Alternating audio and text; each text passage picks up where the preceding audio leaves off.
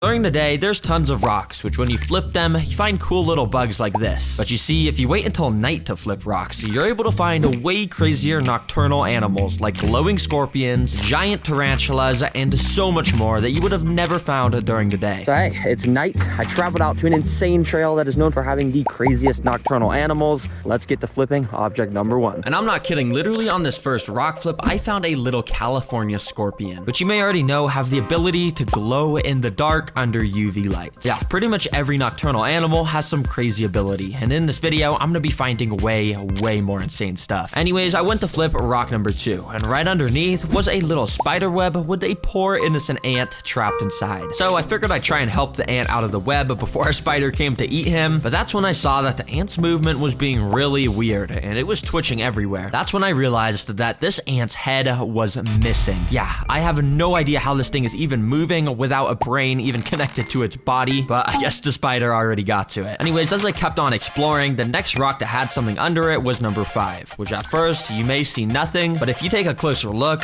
this is a tarantula burrow with the biggest tarantula I've ever found while rock flipping. Since tarantulas like this are nocturnal, you basically never get to see them eat, so since it's night, this is the perfect time to test its eating ability. So I took out the backpack to get something important. It's the new Terragreen activity book. Yeah, I just released this new book with hours of fun animal activities with the first 100 even hand signed. I'll show you it more later, but let's get out what I actually meant to grab from the backpack, a crickets and tweezers. And instantly, I brought the cricket right over to the tarantula's mouth. And yeah, in my last rock flipping video, I tried the same exact thing with no luck of it eating. But this tarantula was clearly much more receptive since it was night and grabbed the cricket straight from my tweezers. Oh my gosh, he just absolutely devoured that cricket. And I promise you, that's still just the start of the crazy animals I'm finding on this trail, because under rock number 9, there was actually something pretty interesting. It wasn't big or anything, it was just this little spider. But what caught my attention was his abdomen, because it looked like an eye. Seriously, it just looks like an eye off of some sort of snake species. Imagine when this spider grows bigger and sets up a web in the trees, it's just gonna look like a menacing eye staring down at you, especially at night. That's gotta be creepy. Anyways, as I kept on walking, I got to object 14, and underneath was this little white thing. It's an oak toad, and it's actually pretty dang cute.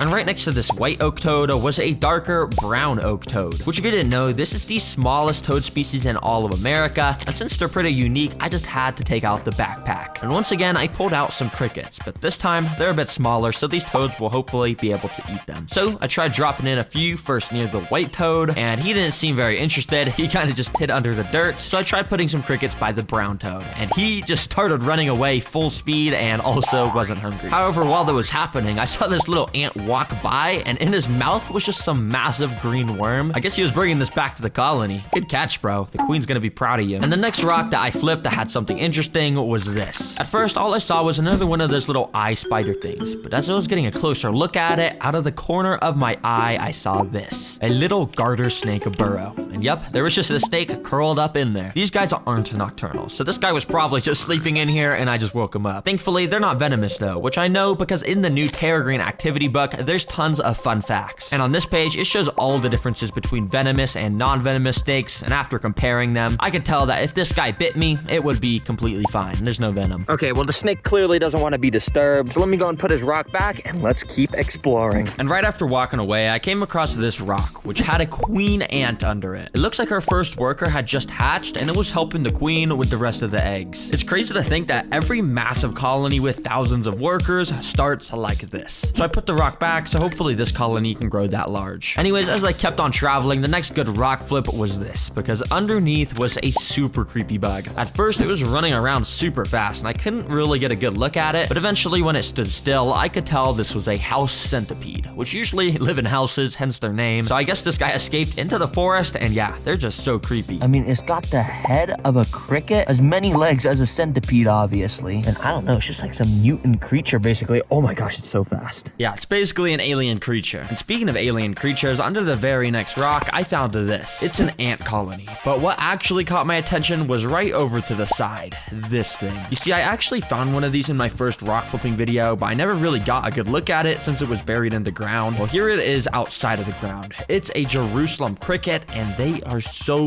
weird looking. I don't know what it is, but just like seeing this thing walk around creeps me out. I feel like it's gonna jump on me or something. For a little while, as I continued down the trail, I was flipping tons of rocks and kinda just wasn't finding anything cool. So I actually got a good idea that led to something insane. Bro, this must just be like the bad luck area. I swear, there's literally nothing. But I actually have a really good idea with something in the backpack. You see, in here, I've actually packed this thing, which is a thermal camera. And if there's animals out here, this thing's definitely gonna be able to track it. That's all I'll say. Basically, a thermal camera picks up heat in the environment, which allows me to see animals during the night. So I started to just go around, pointing it in random directions and putting it under rocks. But as I was doing that, I saw something red appear on the camera. So I looked at what was in front of me and realized that this was an absolutely insane find. It was an antlion larva. If you don't know what these are, they're basically these little insects that dig out circular traps in the floor, specifically designed to trap ants. And when an unsuspecting ant walks in, the antlion makes an attack. And as you can see here, I found an antlion attacking an ant live in person. The antlion was throwing dirt up at the ant as it tried to escape. They do this to try and knock the ant back inside and make it super hard to escape. But I guess this antlion didn't dig a big enough hole because the ant was able to escape. Bro, I didn't even know these guys lived in deserts. I thought they only lived in forests. That's so crazy. But yeah, once antlion larvae eat enough ants, they basically evolve like a Pokemon into their final form, which is this cool flying bug. And what was absolutely so insane is literally right next to the antlion larvas on the trail, I found this flying bug. And this is a fully grown antlion. Yeah, probably a few weeks ago, this used to be one of those tiny larvas, but now it has wings, and in fact, it was actually sticking the back of its abdomen in the dirt, laying eggs. Yeah, this antlion was completing its life's purpose and restarting its life cycle, which a very similar life cycle process is all laid out in the new Terragreen activity book, with even a fun activity at the bottom that lets you design your very own flying insect. Anyways, as I kept on traveling down the trail, I found something super creepy, because under this rock was a beetle. Now you may think that's nothing special, but after giving it a little tap to see its response, I realized that this beetle was long gone. In fact, if you remember that decapitated ant with no head from earlier, well, this beetle had the same exact thing, and his head was only a few inches away, just sitting on the floor. Bro, what is going around in this forest decapitating all the insects? That's so weird. Okay, hopefully I can find whatever's doing that, because it's gotta be crazy. A few objects later, I found 3 little millipedes just chilling around. I'm sure you already know this, but millipedes are cool because they got 1,000 tiny little legs that almost make it look like they're slithering around when they walk. Before these guys, I actually took out the backpack, and inside I got out some paintbrushes. I know, seems weird, but just bear with me, because using paintbrushes, I wanted to show millipedes' defense mechanism, which usually activates when you rub them, but I was rubbing this millipede with the paintbrush for like a while, and it was just having a good time continuing to walk. So I went and did the same thing to his friend, and pretty much instantly, this guy did what he was supposed to and rolled up into a ball, which keeps them safe from potential danger. Okay, that was what was supposed to happen. I don't know why this guy is just kind of refusing to roll up into a ball. Yeah, I guess this guy had a glitch in the system, or maybe he was just enjoying some free back scratches.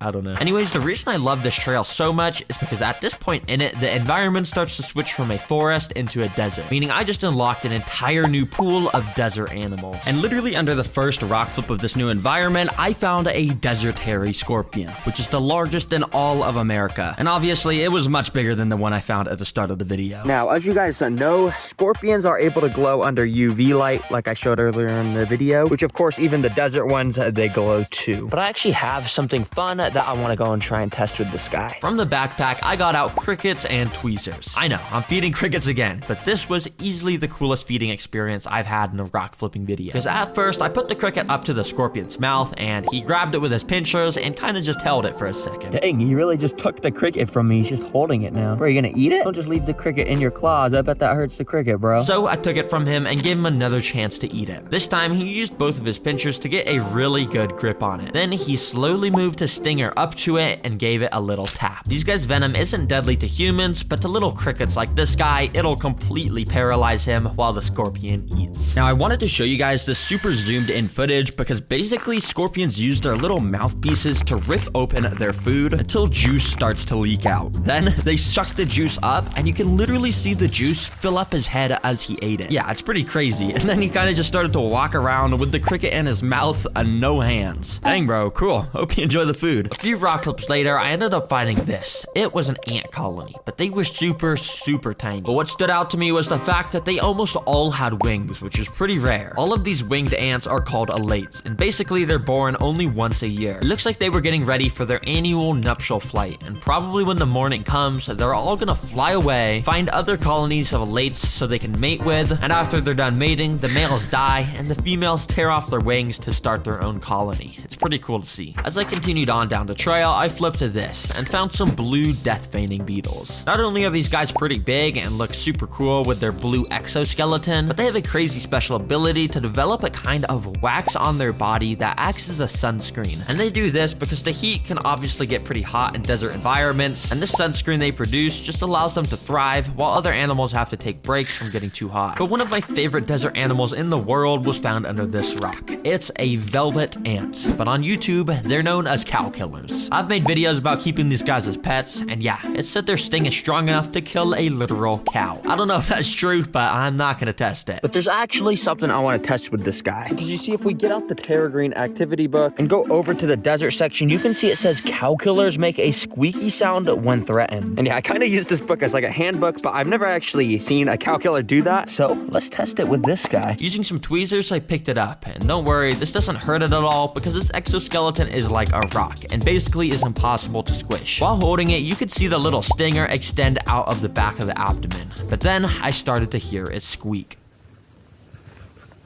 As you can see, they're able to repeatedly contract their abdomen to make this squeaky sound when threatened. And honestly, I don't really know why they do this, because if I was a predator, this squeak would not deter me. I think they should just stick to using their insane stinger as a deterrence method. The next object I flipped had something I've never seen before. It's a camel spider. Probably the most creepiest, most disgustingest creature in all of the desert. I mean, it's a spider that almost looks like a scorpion and has a mouth of like an evil demon. But I know these guys from a video uploaded almost 10 years ago, where this guy Coyote Peterson, for some reason, let a massive camel spider bite him. And yeah, this was his reaction. Holy cow, that hurts. Oh my gosh, his little mandibles are razor sharp. Jeez, that hurts, like little tiny needles going into my finger. Yeah, I don't know what you expected, bro. Why on earth would you let this thing bite you? I'm definitely not gonna do the same, and so I kept exploring. Now, by this point, I was getting pretty near the end of the trail, and some of the final rocks I was flipping, I was finding some more scorpions, which obviously I made all glow. I even found this baby scorpion next to an adult scorpion, and I don't know if this is the kid or something, but I do know scorpions have some of the most interesting ways to raise babies. Because once the moms give birth, all of the like 20 baby scorpions will latch onto the back of her and just chill there for up to 20 days. Very cool. Since deserts are super dry, you find a lot less of the tiny little bugs that I was finding in the forest, so a lot of the final rock flips just straight up had nothing. And I got all the way to rock 100,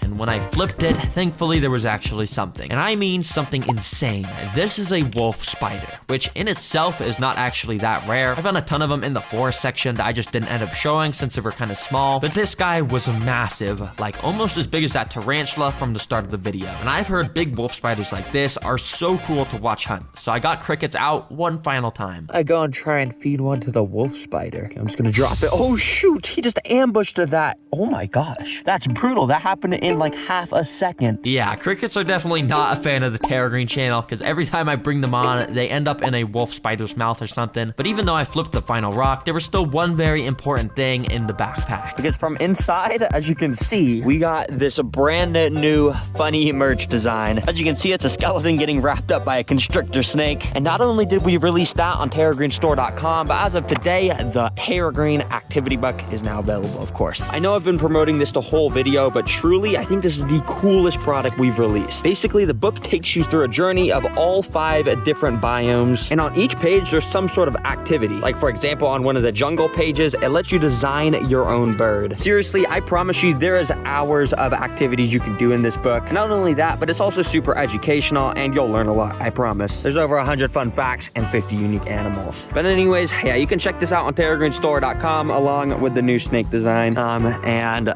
I am just kind of in the middle of the desert by myself. Oh, I almost forgot to say, guys, remember the first 100 are hand signed by me. Make sure to pick it up quick if you want the chance to get a hand signed one. Anyways, have a good day. Goodbye.